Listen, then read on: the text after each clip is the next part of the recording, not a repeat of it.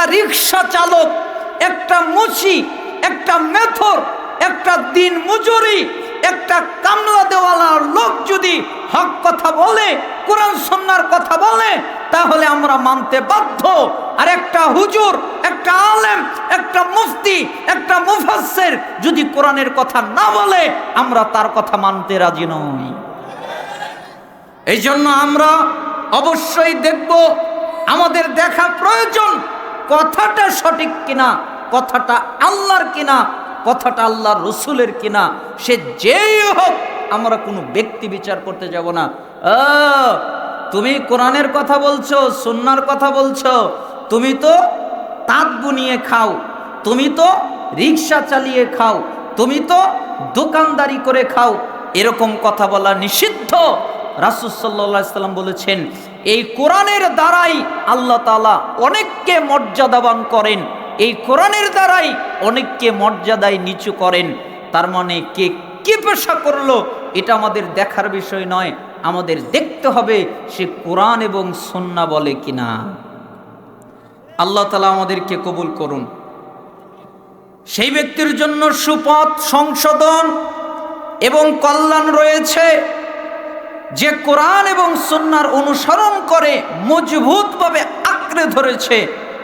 আল্লাহ তাআলা বলেন, কদ জাআকুম মিনাল্লাহি নূরুন ওয়া কিতাবুম মুবিন।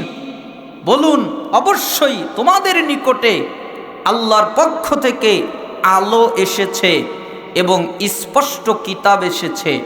ইয়াহদি বিহিল্লাহ মানিত্তাবা রিদওয়ানাহু সুবুলাস সালাম আখরিজুহুম মিনাজ যুলুমাতি ইলান নূর বিইযনিহি ওয়া ইয়াহদিহিম ইলা সিরাতিম মুস্তাকিম।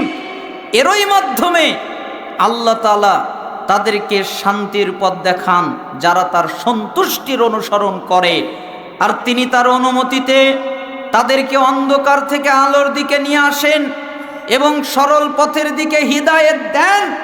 সালাফগণ বলছেন, এই আয়াতটা মায়েদার 15-16 নম্বর আয়াতের অর্থ হলো, যারা কোরআন এবং সুন্নাহকে আঁকড়ে ধরে, কোরআন এবং সুন্নাহ অনুযায়ী চলে, আল্লাহ তাআলা অবশ্যই তাদেরকে শান্তির পথ দেখান এবং আল্লাহ তাআলা অবশ্যই তার সন্তুষ্টির দিকে তাদেরকে এগিয়ে নিয়ে আসেন এবং আল্লাহ তাআলা অবশ্যই তাদের অন্ধকারের ভিতর থেকে আলোর মধ্যে বের করে নিয়ে আসেন। কেন? যখন তারা কোরআন আমল করে, কোরআন অনুসরণ করে, কোরআন অনুযায়ী চলে। আল্লাহ তাআলা আরো বলেন, সূরা তাহা 123 নম্বর আয়াতের মধ্যে একই কথা। ইবনে আব্বাস রাদিয়াল্লাহু আনহুমা তিনি বলেন, তাকাফফালাল্লাহু লামিন ক্বারাআল কুরআন ওয়া আমিলা বিমা ফিহি আল্লাহ ইয়াদিল্লা ফিদ দুনিয়া, ইয়াদিল্লা ইয়াদিলা দুটাই পড়া যায়, ফিদ দুনিয়া ওয়ালা ইয়াশকা ফিল আখিরাহ। ইবনে আব্বাস রাদিয়াল্লাহু আনহু বললেন, যে ব্যক্তি কোরআন পড়লো, বলেন তো কোরআন কি করলো? পড়লো। আমরা শুধু কোরআন পড়ি, তাই না? আর কিছু করি না, অথচ কোরআন শুধু পড়ার জন্যে নয়। এজন্য ইবনে আব্বাস রাদিয়াল্লাহু আনহুমা তিনি বললেন, যে ব্যক্তি কোরআন পড়লো এবং সে অনুযায়ী আমল করলো, আল্লাহ তার দায়িত্ব নেন। আল্লাহ তার কি নেন? দায়িত্ব নেন। আপনি যদি কোরআন পড়েন এবং কোরআন অনুযায়ী আমল করেন, দায়িত্ব কে নেবেন? আল্লাহ। কিসের দায়িত্ব নেন? আল্লাহ তাআলা তার দায়িত্ব নেন। তাকে তিনি দুনিয়াতে পথভ্রষ্ট হতে দিবে না। যত চেষ্টাই শয়তান করুক, যত পরিকল্পনা জল্পনা শয়তান করুক, কখনো আল্লাহ তাকে পথভ্রষ্ট হতে দিবেন না। দুনিয়ায় আর পরকালে আল্লাহ তাকে দুর্ভাগাদের অন্তর্ভুক্ত হতে দিবে না। দুনিয়ায়ও পথভ্রষ্ট হবে না এবং পরকালেও দুর্ভাগা হবে না। কি করলে? কোরআন পড়লে এবং কোরআন বুঝে ওই অনুযায়ী আমল করলে। তাহলে বলেন তো, শুধু কোরআন পড়লে হবে নাকি আমলও করতে হবে? আমল করার জন্য রাজি আছেন সবাই? আল্লাহ সুবহানাহু ওয়া তাআলা আমাদের কোরআন অনুযায়ী আমল করার তৌফিক দান করুন।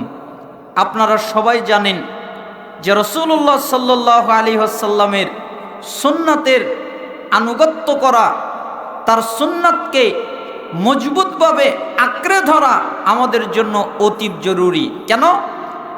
ইরবাজ ইবনে সারিয়া রাদিয়াল্লাহু আনহু এক হাদিসের মধ্যে বলেন, সাল্লা বিনা রাসূলুল্লাহি সাল্লাল্লাহু আলাইহি ওয়াসাল্লাম যাতা ইয়াউমিন সুম্মা আকবালা আলাইনা ফাওয়াযানা মাওইযাতান বালিগাতান জারাফাতান মিনহাল উয়ুন ওয়া ওয়াজিলাত মিনহাল কুলুব।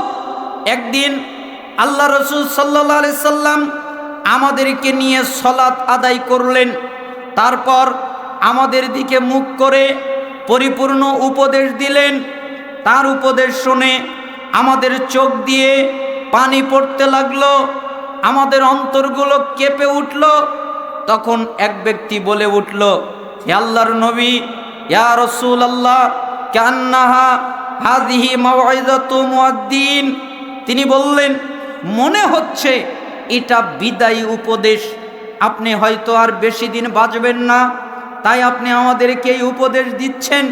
তখন রাসূল সাল্লাল্লাহু আলাইহি সাল্লাম তাদেরকে বললেন, ওই লোকটা বলল যে আল্লাহর নবী সাল্লাল্লাহু আলাইহি সাল্লাম, আপনি যেহেতু আমাদের রেখে চলে যাবেন, অতএব আমাদেরকে কিছু উপদেশ দেন, আদেশ করেন, পালন করার কথা বলেন। তখন রাসূল সাল্লাল্লাহু আলাইহি সাল্লাম বললেন, উসিকুম বিতাকওয়াল্লাহ, আমি তোমাদেরকে আল্লাহকে ভয় করার উপদেশ দিচ্ছি। কাকে ভয় করার? আল্লাহকে। কেন এই বাক্য বললেন? সালাফগণ এই আয়াতের ব্যাখ্যা করতে গিয়ে বলছেন, একটা মানুষের হৃদয়ের ভিতরে যদি আল্লাহর ভয় থাকে, ও জিনা করতে পারে না, ও ব্যভিচার করতে পারে না, ও সুদ খেতে পারে না, ও ঘুষ খেতে পারে না, ও নিশাদার দ্রব্য পান করতে পারে না, আরও যত পাপ আছে এগুলো করতে পারে না। এগুলো তখনই করে যখন তার হৃদয়ের মধ্যে আল্লাহর ভয় না থাকে, ঠিক না? আল্লাহর ভয় থাকলেই তো সে পাপ থেকে বাঁচবে। এই জন্য রাসূল সাল্লাল্লাহু আলাইহি সাল্লাম সবচেয়ে গুরুত্বপূর্ণ কথা বললেন যে আল্লাহকে ভয় করবে। এরপরে বললেন, ওয়াসসামাই ওয়াত্তা ওয়াইন আবাদান হাবাশিয়া, আর যদি তোমাদের মধ্যে একজন কৃতদাস নেতা হয়, তাহলে তোমরা তাকে মেনে চলবে। ফাইন্নাহু মান ইয়াইশ মিনকুম বাদি ফাসায়ারা ইখতিলাফান কাসীরা ফাআলাইকুম বিসুন্নতি ওয়াস সুন্নাতিল খুলাফাইল মাহদিয়িন আর রাশিদিন। শোনো, তোমরা যারা আমার পরে বেঁচে থাকবে, তারা দেখতে পাবে অনেক ইখতিলাফ, একজনের সাথে আর একজনের মিল নেই। একজন এক কথা বলে, আরেকজন এক কথা বলে, একজন একদিকে ডাকে, আরেকজন আরেক দিকে ডাকে। যখন তোমরা ইখতিলাফ দেখতে পাবে, তখন তোমাদের উপরে আবশ্যক হলো আমার সুন্নাতকে আঁকড়ে ধরে থাকা আর আমার খোলাফায়ে রাশিদিনের সুন্নাতকে আঁকড়ে ধরে থাকা। আমরা অনেকেই এই হাদিস দিয়ে যুক্তি পেশ করি যে এখানে আল্লাহর নবী তো আলাদা করে দিয়েছেন। কি আলাদা?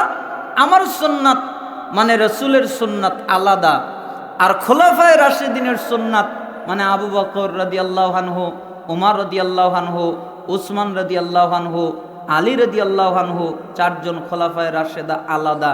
এখানেই তো আলাদা করলেন, অতএব চার মাযহাব মানা জায়েজ। আমি বলবো, ভাই আপনি বোঝেন নাই। আচ্ছা আমি যদি বলি, আচ্ছা আপনারা আমার সাথে বলেন, আমি যদি বলি আমার সূর্য আপনার সূর্য কয়টা?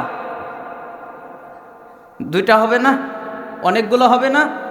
যদি আমি বলি আমার চাঁদ আপনাদের চাঁদ কয়টা? বেশি হবে না? আমরা যদি বলি আমার আল্লাহ আপনাদের আল্লাহ, হবে? বেশি হবে? কয়টা থাকবে? একজনই, দ্বিতীয় কেউ নেই। ওটা ভাবাই নিষেধ, হারাম। তাহলে একজন আল্লাহ। এখানে আমার সুন্নাত আর আমার খোলাফায়ে রাশিদিনের সুন্নাত একই। আমার আগে সভাপতি সাহেব আলোচনা করতে গিয়ে হাদিসটা নিয়ে এসেছিলেন, ওটা আবার মনে পড়ে গেল। ওমর ইবনুল খাত্তাব রাদিয়াল্লাহু আনহু, তিনি এত দামি একজন সাহাবী, তিনি হাজরে আসওয়াদের কাছে গিয়ে বলছেন, ইন্নী আ'লাম আন্নাকা হাজারুন লা তানফা লা তাদুররু, আমি জানি তুমি একটা পাথর, তুমি কোনো উপকার করতে পারো না, তুমি কোনো ক্ষতি করতে পারো না। আমি যদি রাসূল সাল্লাল্লাহু আলাইহি সাল্লামকে তোমাকে চুমু দিতে না দেখতাম, তাহলে আমি ওমর তোমাকে কখনো চুমা দিতাম না। তাহলে ওমর রাদিয়াল্লাহু আনহু রাসূলের আগে গিয়ে আলাদা কোনো সুন্নাত বানাতে পারে? তার মানে আমার সুন্নাত আর আমার খোলাফায়ে রাশিদিনের সুন্নাত একই, আলাদা নয়। আর তোমরা সুন্নাতকে মারির দাঁত দিয়ে আদ্দু আলাইহা বিন নওয়াজিজ, মারির দাঁত দিয়ে কামড়ে শক্ত করে আঁকড়ে ধরে থাকবে। ওয়া ইয়াকুম মুহদাসাতিল উমুর ফা ইন্না কুল্লা মুহদাসাতিন বিদআ ওয়া কুল্লা বিদআতিন দালালা। আর শোনো, তোমরা দিনের মধ্যে নতুন কিছু আবিষ্কার করা থেকে বিরত থাকবে, সাবধান থাকবে, কারণ দিনের মধ্যে যা কিছু নতুন আবিষ্কার করা হবে ওটাই বিদআত, ওটাই বাতিল, ওটাই পরিত্যাজ্য।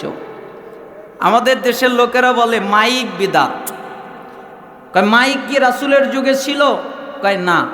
আমাকে এক হুজুর, মানে পরিচিত মানুষ, আমাদের এলাকার এক হুজুর আমাকে বলছে, এই বাশার, বললাম জি, এই তুমি বলো রাসূলের যুগে কি মাইক ছিল?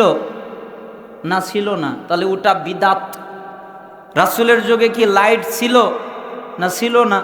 তাহলে লাইট বিদআত। তুমি যে চশমা পরে আসো, রাসূলের যুগে কি তুমি ছিলা? না, তোমার চশমাটা ছিল? না, ছিল না। তাহলে তোমার চশমা বিদআত। তখন আমি বললাম, ভাই ঠিকই বলেছেন, আপনিও তো রাসূলের যুগে দুনিয়ায় ছিলেন না, আপনিও বিদআত। তখন উনি বললেন, তুমি এমন কথা বললে? তখন আমি বললাম, আরে ভাই, আপনি বিদআত বোঝেনই নাই। বিদআত হয় ইবাদতের মধ্যে, দুনিয়াবি জিনিসের মধ্যে, এগুলো বিদআত হয় না। হ্যাঁ, আমি যদি মনে করি যে খালি গলায় ওয়াজ করলে নেকি হবে 10টা, আর মাইকে ওয়াজ করলে নেকি হবে 50টা, তাহলে বিদআত হবে, তাই না? কি হলো? ইবাদত হলো। তার মানে ইবাদতের মধ্যে বিদআত, দুনিয়াবি জিনিসের মধ্যে বিদআত হয় না, শারঈ জিনিসের মধ্যে বাড়ালে কমালে হয় বিদআত। আরে আল্লাহর নবী, আমাদের দেশে হয় না ফরজ সালাতের পরে মোনাজাত নিয়ে মারামারি লাগে না? লাগে না? আপনারা কি বলেন, লাগে না আপনাদের এলাকায়? আমাদের এলাকায় খুব লাগে। তো আমাকে এক জায়গায় বাহাজের জন্য নিয়ে যাওয়া হলো। এরপরে আমি সেই জায়গায় গেলাম। যাওয়ার পরে আমি বললাম যে ঠিকই আছে, আপনাদের কথাই ঠিক। কি ঠিক? যে আপনারা মুনাজাত করবেন আর নবীকে অপমান করবেন, এটা তো ঠিকই। তখন উনি আমাকে বলল, নবীকে আবার অপমান করলাম কিভাবে? আচ্ছা বলেন, আপনার নেতা যদি বলে 10টার সময় এই কাজ করবে, আমি যদি 10টায় না করে 2টায় করি, নেতা খুশি হবে? নেতার আনুগত্য হবে? হবে না। রাসূল সাল্লাল্লাহু আলাইহি সাল্লাম ফরজ সালাতের পরে ইবাদত দিয়েই দিয়েছেন, তাই না? ইবাদত দিয়েছেন না দেন নাই? আল্লাহ নবী সাল্লাল্লাহু আলাইহি সাল্লাম বলেছেন, যখন তোমাদের সালাত শেষ হবে তখন বলবে আল্লাহু আকবার, আস্তাগফিরুল্লাহ, আস্তাগফিরুল্লাহ, আস্তাগফিরুল্লাহ। এটা নিয়ে ইখতিলাফ আছে। কেউ বলেছেন আল্লাহু আকবার বলবে, বলবে না, আস্তাগফিরুল্লাহ বলবে, ইখতিলাফ আছে। তারপরে তোমরা আল্লাহুম্মা আনতাস সালাম ওয়া মিনকাস সালাম তাবারাকতা ইয়া যাল জালালি ওয়াল ইকরাম, এটা পাঠ করবে। তারপরে তোমরা আয়াতুল কুরসি পড়বে। কোথায় যাবে? জান্নাতে। মাঝখানে বাধা কি? মৃত্যু। তোমরা সুবহানাল্লাহ 33 বার, আলহামদুলিল্লাহ 33 বার, আল্লাহু আকবার 33 বার, লা ইলাহা ইল্লাল্লাহ দোয়া দিয়ে 100 পূর্ণ করবে, অথবা আল্লাহু আকবার 34 বার বলে 100 বার পূর্ণ করবে। তাহলে তোমার গুনাহ যদি সমুদ্রের ফেনার মতো হয়, আল্লাহ কি করে দিবেন? ক্ষমা করে দিবেন। বলেন তো এইগুলো নষ্ট করেছে কি? রব্বানা আতিনা। হুজুর আপনি বোঝেন নাই। আপনি বলেন আদ-দুআউ হুয়াল ইবাদাত, দোয়াটা হলো ইবাদত। আরে হুজুর আপনি বোঝেন নাই, দোয়া ইবাদত হয়, দোয়া শিরক হয়, দোয়া বিদআত হয়। শিরক হয় না?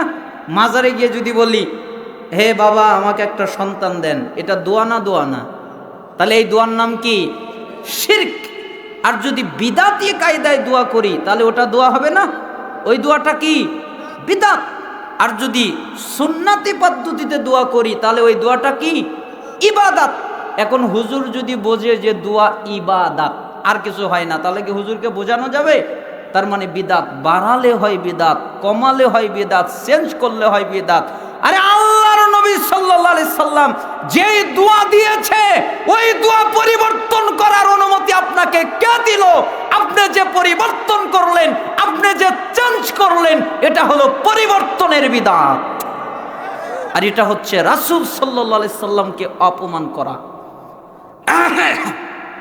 যাই হোক, আসলে আমি অসুস্থ মানুষ, কথা বলা খুবই কষ্টকর। আপনাদের সামনে ভাঙ্গাচোরা কণ্ঠে হয়তো বা ভালো আলোচনা করতে পারি নাই। আপনারা ক্ষমা সুন্দর দৃষ্টিতে দেখবেন, আমার জন্য দোয়া করবেন, আমিও আপনাদের জন্য দোয়া করি। আল্লাহ সুবহানাহু ওয়া তাআলা এই ইসলামী জালসাকে কবুল করে নিন। ওয়া আখিরে দাওয়ানা আনিল হামদুলিল্লাহি রাব্বিল আলামিন। আসসালামু আলাইকুম ওয়া রাহমাতুল্লাহি ওয়া বারাকাতুহু।